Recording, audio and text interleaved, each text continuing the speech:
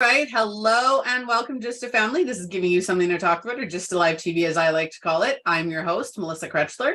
Today we're going to be talking about mental health in the music industry. I'm very excited for this topic. It's one of the reasons I started coaching in the first place. So absolutely, let's get into this. Our sponsor today is a Phoenix Identity.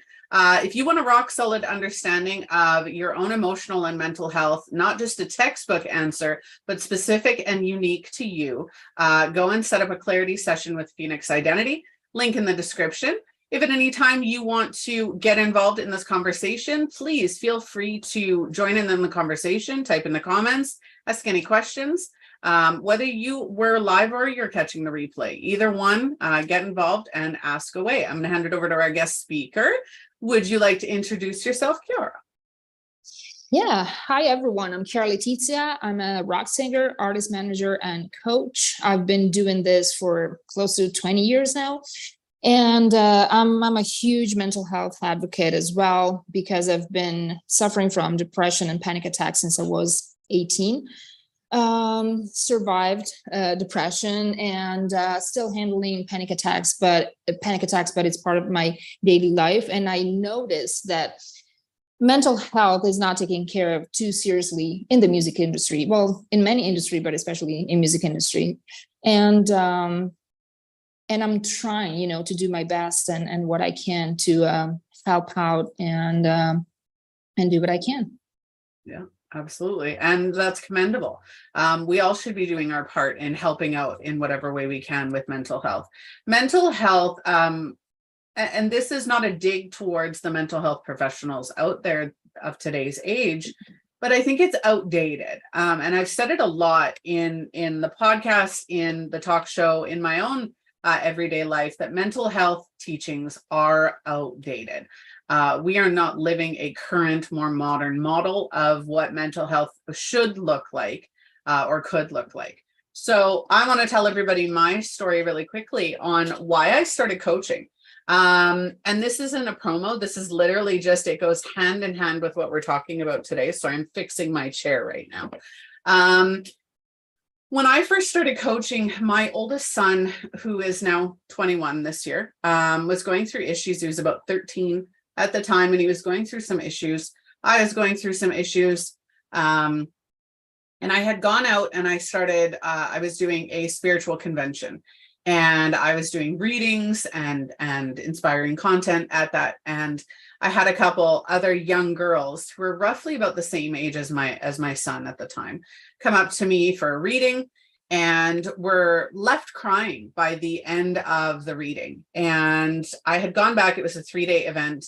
And I had gone back and I literally pulled over on the side of the highway. It took me about 45 minutes to get there. I pulled over, and I still have the video on my Facebook. I pulled over and I did a Facebook Live, and I talked about, it was that moment, that aha moment for me, that I was meant to be a teacher. I was meant to teach people how to love themselves, how to love their lives, how to be happy and healthy. And at that time, 2 of my favorite musicians had committed suicide. So I was very much in love with Chris Cornell and Chester Bedingfield. So when they committed suicide, I was devastated. And I didn't know them personally. I was just a very big fan. And during that time, I was starting to realize what the mental health system was struggling with, and what individuals were struggling with. So at that time, I thought to myself, why would they be in a position to make that choice? What would be, most of us who aren't in the musical industry or even the professional industry that is so large and so in your face, right?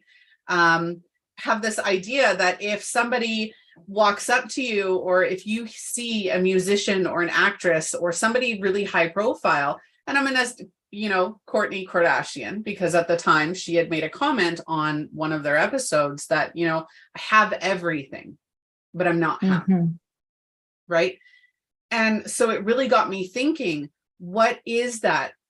We as everyday people, if you're a 9-to-5er, if you're just somebody who's not in that high profile position, if you look at somebody and they say, I'm not happy, you're going to go, but you have everything.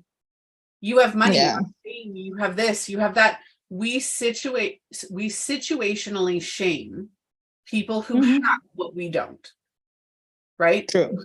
Yeah. That's not good for anybody's mental health. So if somebody high profile in the music industry says, I'm depressed, I'm not happy, I struggle with panic attacks or this or that, most people are going to turn around and go, but you don't, you're not being cheated on, or but you have money, you can get it dealt with, or that's not okay. So they don't say anything and they don't get help. Yeah, well, that should make us think, instead of saying like, they're high profile, they're super famous, but they have, mental health issues and depression. I would probably change that but with like, they have everything, or at least everything that we think, they have. We're always, we're human beings. We're always going to lack something or feel that we lack something. So probably we should reword it and say they're high profile, and they have, depression. So meaning that it doesn't matter. You can be super rich, super famous, depression and anxiety, eating disorders, it doesn't really matter if what your job is. You can be totally accomplished even in your love life and still be depressed. Yep. So and that goes back into childhood trauma, dealing with that, getting help, not being ashamed to ask for help. Something that happened to me, I was 18. It was not really, panic attacks. That's the first time that I had a panic attack. I heard the word panic attack. Like, what is it? Everyone, even my parents, thought I was crazy. Oh yeah, maybe, she doesn't want, and I was not. So it took me so many years to get out of that shame thing, that if I go look for help, I didn't even know that I needed help, that you can go to a doctor, because a shrink is a doctor for our head. If we break a bone, we go to a doctor. So if there's something that doesn't feel right in our head, why shouldn't we go to a doctor? So it's about breaking the stigma. It's about, first of all, realizing that we have something, not being ashamed, and not putting a stigma on ourselves, but also on someone else. They can be, Kim Kardashian or anyone, because that it's always the judgment that we have the tendency of having. We're human beings. It's okay, but we shouldn't let judgment define ourselves and define someone else. And also, but also because seriously, we don't know what goes on in their lives. Yep. We really don't know. You look at, and I don't want to go down this rabbit hole, but I'm going to a little bit, is how many high profile suicides do we hear about, right? We hear about the high profile ones because the people doing it are high profile. That doesn't make them more important. That doesn't make anybody else less important. They're just high profile. So it's like bam in your face, right? It's like, oh my goodness, Kate Spade, Robin Williams. There are so many high profile individuals who have taken their own lives. Why? Mental health, right? It all comes down to mental health. Now, one of the things that I work with on my end is when you're born, you're whoever you are, right? You're this individual. And as you're growing up, it's hard. When you become a teen, that's when you're starting to realize who you are. You're starting to recognize your identity.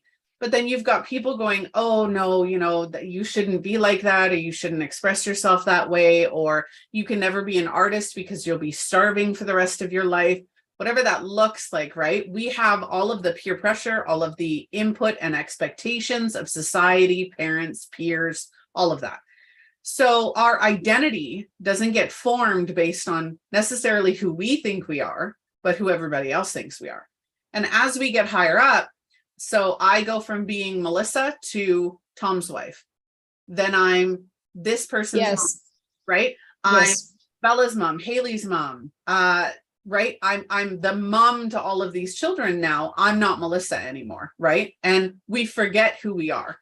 So you think about somebody who is in a very high demanding position, whether that be a 9 to 5, whether that be music, whether, today we're talking specifically about music, but if you are in a high demanding career, or even just of the mindset that your career needs to have your 100% focus all the time, you're going to lose yourself in that, right?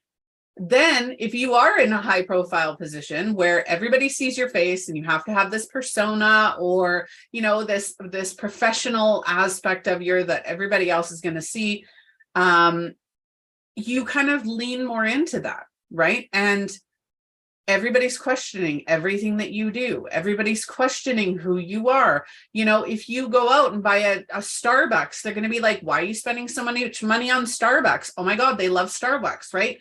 You have to be careful of everything that you do, say, think, or feel when you're in the spotlight. That screws with your mental health so much that you don't ever express who you are because you're worried about what everybody else is going to think.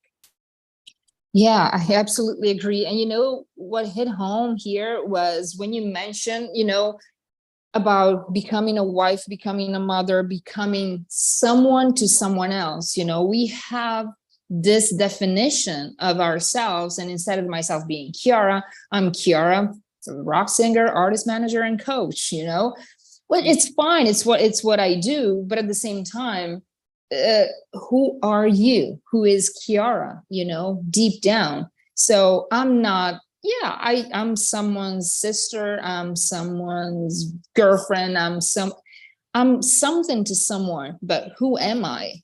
And I'm not a rock singer, I'm not an artist manager, I am a person. So if we should define ourselves, maybe we should start with, I don't know, determined, sensitive. I am Kiara and I am sensitive, determined, whatever it is that we feel that we are, and start from there. Because then, absolutely, you're right, you lose a little bit of your identity, but at the same time, we behave in the way that we think society wants us to behave. Mm-hmm. And so whatever that means, and if someone doesn't behave the same way, then there's something wrong with them. Then maybe they're not good mothers, or maybe they're not. And there's so many ways, for instance, because you mentioned mother, there's so many ways of being a good mother. There's so many ways of being a good girlfriend or wife or something. But it is what it's close to our heart, because if then we forget and we just pretend to be almost like a character, someone that we're not, then we really lose ourselves. And while losing ourselves, it's not just about losing ourselves, but it's about not finding ourselves, being lost. That's what happened to me. I had to go through years of therapy to understand that I was not being myself. I was pretending to be and pretending to play the role that my parents wanted me to be. The good girl, great grades, great in school. And then when I started college and I was not doing so great, I lost myself. Yeah. Because then you're a screw up. But then you're like, no, I'm not. Maybe because I was so good, or I just went into some studies that I didn't care for. It could be it, and then I wasn't happy, and then panic attacks, and then you're more unhappy because of panic attacks, and et cetera, et cetera. Then you don't. The vicious cycle. Yeah. Then you don't seek for help, because if you ask for help, then you're crazy. If you go to a psychologist, you're crazy. It's overwhelming even to talk about it. And in the music industry, because of course, when we think about the music industry, we think of high profiles. You mentioned Chris Cornell, Chester Bennington, and I was a huge fan. I still am a huge fan of both. And when Chester committed suicide, I was in Phoenix. He's from Phoenix. And I remember, because it's always been a great role for me, if he can do it, because I know he's been through depression, etc. Like, if he can do it, so can I. So I almost went into a crisis when that happened to him, because I'm like, oh my gosh, this can happen. And then rethinking mental health and talking with the artists that I manage and I work with, like, guys, if you need some days off, just let's talk about it. I'm not going to be the manager that pushes you to the limit just to sell more, because in the end, I'm going to lose you as a person. And I don't care how much money you make or I make if the person isn't doing well, because of course there's suicide, but there's also not doing well and not being able to have a good life. Of course we all have highs and lows, but it's one thing to have highs and lows, and it's one thing to be really in that place that you hit rock bottom, and then when you don't see, if I had to tell someone how depression is, what does it feel? I would say the colors for me, they were not the same. I didn't see the colors as bright as I see them now. So it goes into the physical. It's not just the mental. Oh, absolutely. So people don't realize just how impactful your mental health is on your energy, on your physical being, on your body, your everything is impacted, right? And it starts with the mental and emotional. And if you can't control the mental and emotional, so there was something you mentioned, and I wanted to jump into that is, it's not just suicide, right? Suicide is the end all, but there's also the addiction. So how many the rock star lifestyle, how many people in the music industry or even the TV and movie industry are you seeing that turn to drugs and alcohol and sex? There is a reason too many. What ends up happening is the addiction. So any type of addiction. So whether it is addiction to sex, drugs, alcohol, a certain way of being, a lifestyle, it doesn't matter. If you have an addiction, that addiction is created by a need to replace or remove an emotion. You are trying to feel a certain way, or you are trying to remove feeling a certain way. A lot of the times we self-harm because we can't handle what we're feeling, right? Yeah. So again, we remove it. Yeah, and there's also another thing, the industry, the music industry, the entertainment industry itself wants you a certain way. Mm-hmm. I remember, so I never did drugs, never, it was not my thing. I guess my parents and grandparents scare me to death about, getting an addiction. So never touched it, which isn't usual, rock star, because I've always been like a rock singer, rock and metal singer. So that's what you think, and no alcohol. I mean, as of today, I maybe drink a glass of wine with friends, or maybe a little bit more, but it's not my thing. And it has to be something that I like, it's like eating, a nice chocolate. I have to like it. I just don't do it to, just get high or something. But can you imagine, like, myself in my 20s in the rock and metal scene, not drinking, let alone do drugs? I've been made fun of so many times. Oh, you're not drinking, loser here, loser there. I have no idea how I managed to do it. I've always saying no. I've been offered drugs. I've always said no. Now, I don't want to put myself on like a pedestal at all. That it's not what I'm doing. But what I'm doing is trying to explain is the industry wanted me to play the rock star role. So we're coming back to what you mentioned, a role. I'm not a sister, a mother. Now I'm the rock star, and the rock star has to drink, at least smoke. I was doing none of them. I have no tattoos. How come, a metal singer has no tattoos? But that's a stereotype. Yeah. And that's why I've been speaking, and I speak in any way I can to make sure that people feel comfortable in their own skin. If they like tattoos, of course, just go ahead and do it. If you want to drink, I don't encourage people to drink excessively, but if you want to drink, do it for the pleasure of doing it. I recommend doing that to a certain point. but don't do it because otherwise everyone is going to point a finger at you and just you're going to feel an outcast, because then you're going to start a circle that it's always going to bring more pain. Because also something that all professionals talk about is that drugs and alcohol bring more depression and anxiety. So it seems that they cure all of that, but it's so temporary. And then when the high end of it, the high effect, When it wears off.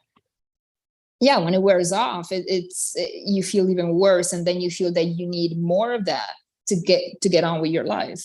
And there's so many. I'm glad that I'm seeing more and more musicians getting sober because they've been through it, and they realize, like, you know what, okay, I've done it. I was young, I messed up, but now I really want to take care of my health, of my mental health. It's so important, of not feeling that we in the music industry have to play a role. Still, as of today, I get asked, like, how come you don't drink? Like, it's not that I don't drink. Maybe tonight I don't feel like it. Maybe tomorrow I'm going to drink a glass of wine with my dinner. I don't have to, and I don't have to drink to make you happy about the vision that you have of me. I'm not going to do that. And I encourage everyone listening to do the same.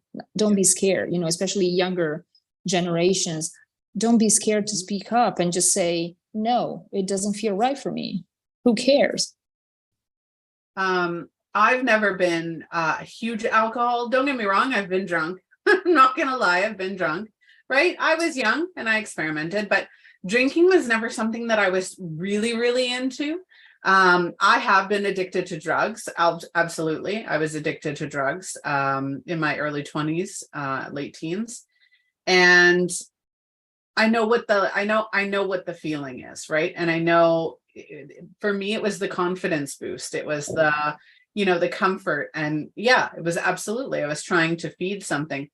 One of the things that I also wanted to mention about identity, because that is my bread and butter, I'm an identity coach, is if you are feeling like you don't know who you are. So anybody watching or catching the replay, if you feel like you don't know who you are, ask yourself this question. Who are you, right? Pretend that I'm asking you this question. Who are you? If all you tell me are your roles and your titles, then you don't truly know who you are. You are not your roles and titles. While those are a part of us, those are things that we absolutely love and adore. I am absolutely a wife and mother, and I love that I'm a wife and mother, but that's not who I am. Those are things that I have become, things that I have subscribed to, but they are not me. I am Melissa. I am passionate about changing lives. I am a crazy cat lady because I would rather live with my cats than anybody else. Right? But it goes to your emotions. It goes to your beliefs. It goes to your likes and your dislikes, your desires and your wants and your needs. And that makes up who you are. No two people think exactly alike. No two people need the same things. No two people are going to have everything the same. If I say, hey, my name's Melissa, I'm a wife and a mother, how many other Melissas are wives and mothers out there? Hundreds, if not thousands, upon thousands, right?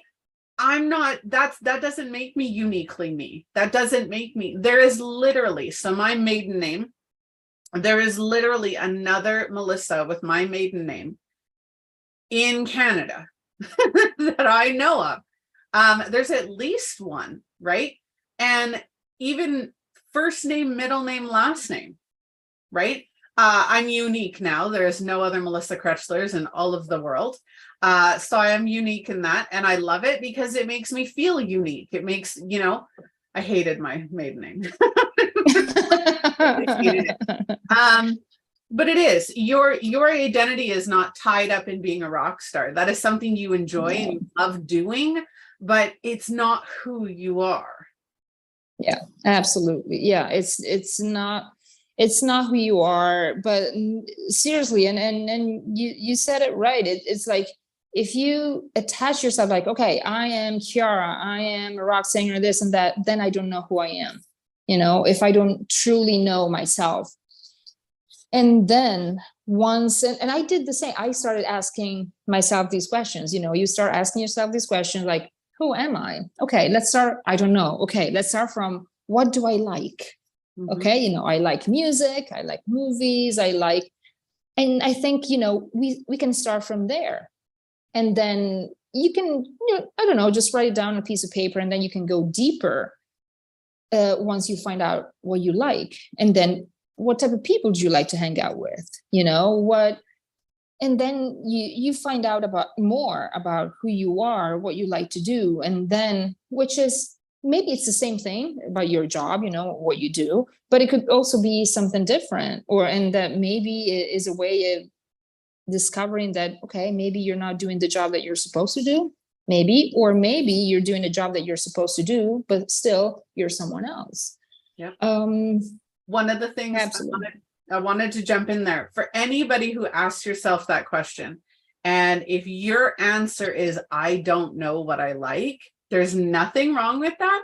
Start by writing down what you don't like. I have talked to my own children about this, my husband, my loved ones, and I have said, the things that you don't like are the things that show you what you do like, right? Yeah. Start there. If you can't start anywhere else, start there, because you absolutely know what you don't like. Oh yeah. Whether that be if you don't like beer, if you don't like wine, if you don't like sitting in the sand because it irritates your butt cheeks, whatever, it's like, you have to have fun with it. If you don't like something, that's a valid thing about you. If you don't like it, right? I can't stand mushrooms.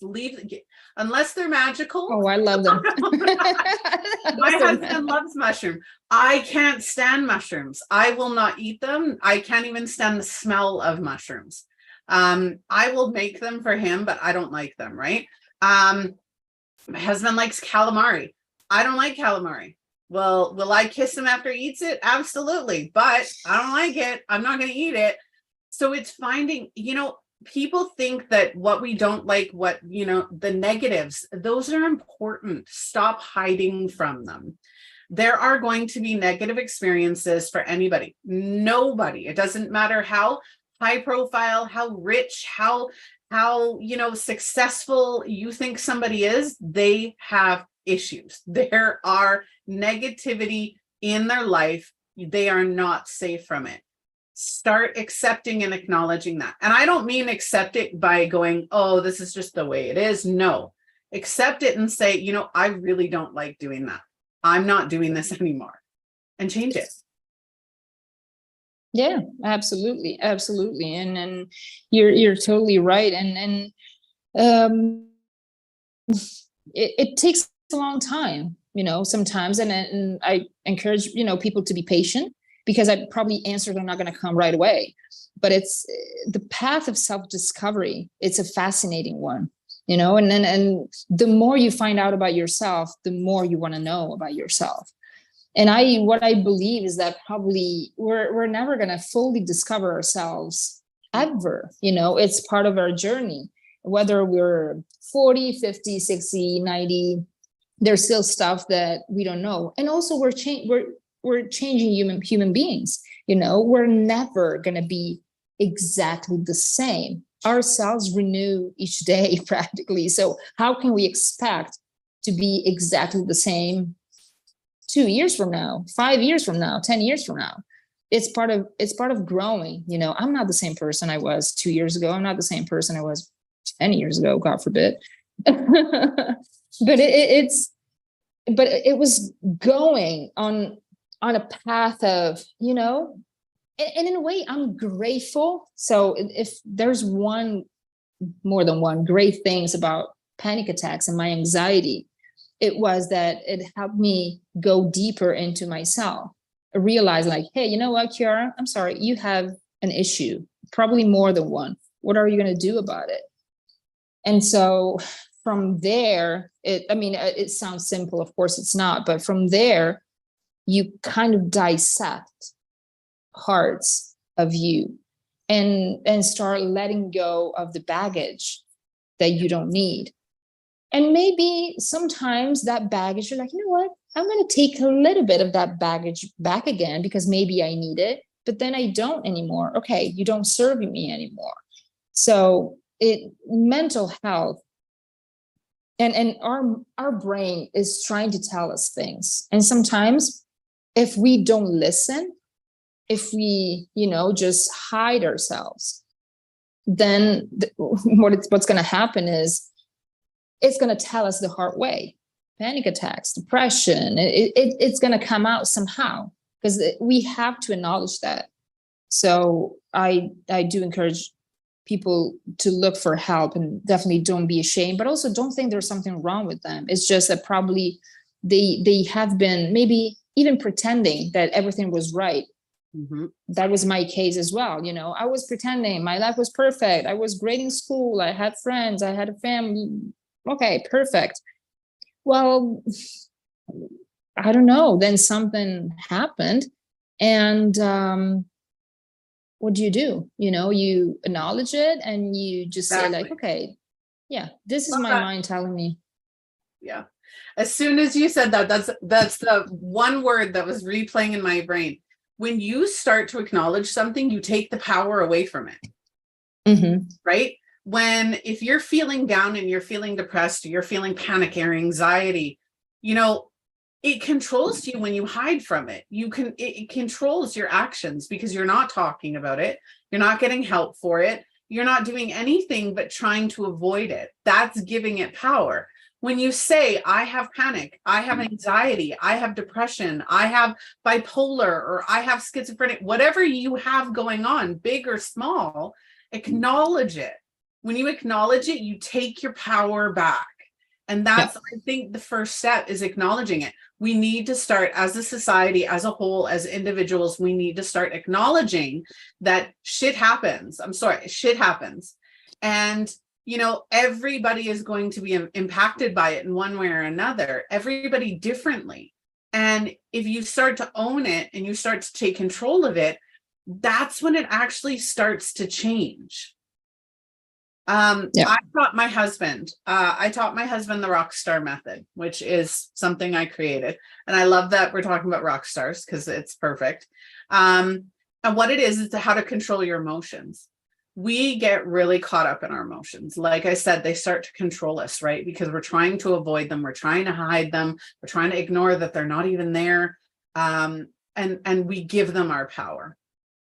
When we start to control our emotions, the R in there is recognized. It's recognize what you're feeling. If you're feeling angry, hey, I'm angry. I've just recognized that I'm angry, right? I'm hyper as hell right now. I'm all excited. And whatever that looks like, recognize how you feel. That is literally the number one first step, is recognizing how you feel and acknowledging it and saying, this is how it is right now. Absolutely. Yes. Mm-hmm. Agree 100%. All right. Sorry if I was looking down. Your shirt actually gave me inspiration for a shirt, a very empowering shirt. With my vulgar cursing products, we're not going to get into that, but it's don't you dare effing give up. I put that in there. So is there anything else you'd like to add before we get going? Well, not really. Well, probably what my shirt says, it's seriously, whether someone is suffering from depression, anxiety, any issue, mental, physical as well, don't give up, seriously, and look for help.